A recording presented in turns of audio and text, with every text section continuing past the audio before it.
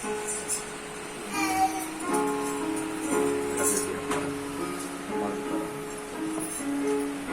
ଯୋଉମାନେ ସେବକ ଭାଇ ମାନେ ଆଗକୁ ଆସନ୍ତୁ।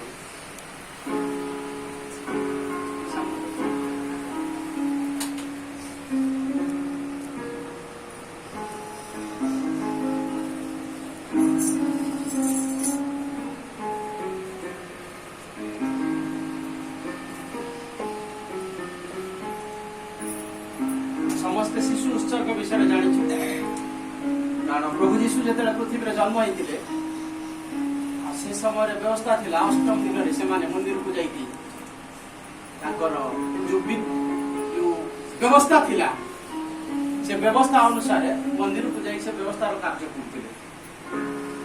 ତ ଆଜି ବି ଠିକ ସେପରି ଆମେ ଯେତେବେଳେ ପ୍ରଭୁଙ୍କ ଅନୁଗ୍ରହରୁ ଗୋଟେ ସନ୍ତାନ ପାଉ, ଇଏ ପ୍ରଭୁ ଗୋଟେ ସ୍ୱାମୀ ସ୍ତ୍ରୀ ରୂପେ ଗୋଟେ ଗିଫ୍ଟ ଦେଇଥାନ୍ତି। ଏ ଗିଫ୍ଟ ନୁହଁ ତାକୁ ଫୁଟବଲ ପରି ଗୋଇଠା ମାରିବା ଜିନିଷ,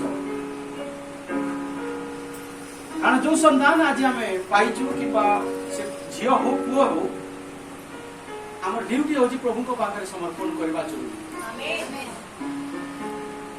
ଆମେ ଯେତେବେଳେ ସମର୍ପଣ କରୁ ଏଇ ଆଶାରେ କରୁ ଯେ ପ୍ରଭୁ ତୁମେ ତାକୁ ଯେମିତି ଜଣେ ଭବିଷ୍ୟତ ବକ୍ତା ସାମୁଏଲ ତାଙ୍କର ମା ହାନା ସେ ଉତ୍ସର୍ଗ କରିଥିଲେ, ଆଉ ଦିନେ ସେ ଭବିଷ୍ୟତ ବକ୍ତା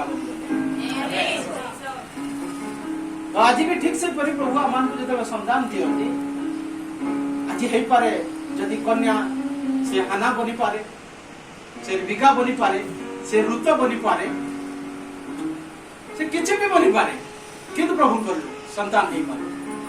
ସେଥିପାଇଁ ଏଇ ଉଦ୍ଦେଶ୍ୟରେ ଆମେ ପ୍ରଭୁଙ୍କ ପାଖରେ ସନ୍ତାନକୁ ଉତ୍ସର୍ଗ କରିଥାଉ। ତେଣୁ ଆଜି ଯଦି ଠିକ ସେହିପରି ଆମର ଭାଇ ବୋଆଜ ଆଉ ଭଉଣୀ ଋତ ତାଙ୍କ ଗର୍ଭରେ ବି ଇଏ ପୁତ୍ର ପ୍ରସବ ପ୍ରଭୁ ଦେଇଛନ୍ତି, ଯଦି ବି କେତେ ମାସ ହେଲା, 4 ମାସ ହେଇଗଲାଣି, ତଥାପି ଆଜି ଆମେ ସନ୍ତାନକୁ ପ୍ରଭୁଙ୍କ ପାଖରେ ଉତ୍ସର୍ଗ କରିବା।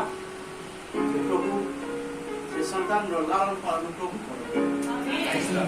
ଆଜି ନିଶ୍ଚିନ୍ତ କହିବି ଯୋଉ ଖ୍ରୀଷ୍ଟିଆନ ପରିବାରର ପ୍ରତ୍ୟେକ ସନ୍ତାନକୁ ଯେତେବେଳେ ସେ ଜନ୍ମ ହୁଏ ସେତେବେଳେ ଉତ୍ସର୍ଗ କରିବା ଜରୁରୀ। କାରଣ ଆମେ ଏଇଟା ହିଁ ଭୁଲି ଯାଇଥାଉ।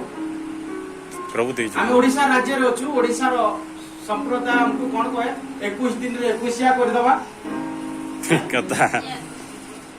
ବନ୍ଧୁ ବାନ୍ଧବକୁ ଡାକିବା, ଭୋଜି ଭାତ କରି ଖୁଏଇବା, ଆଉ ସେ ଆଣିକି ଅନେକ ଗିଫ୍ଟ କରିବେ, କିନ୍ତୁ ଅସଲ କାର୍ଯ୍ୟକୁ ଭୁଲି ଯାଇଥାଉ।